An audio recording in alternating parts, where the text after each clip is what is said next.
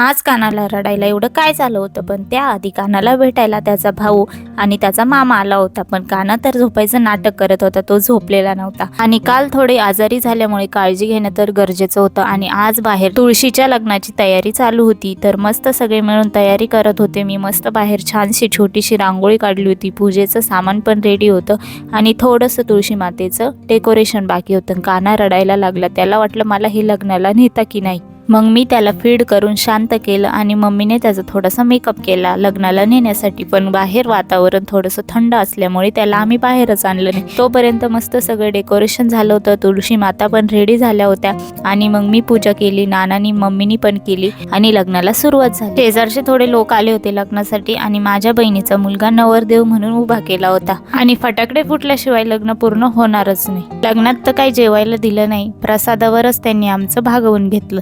आणि कानाला नेलं नव्हतं म्हणून मम्मी कानाचा रुसवा काढत होती. तर असा होता आजचा दिवस. बाय.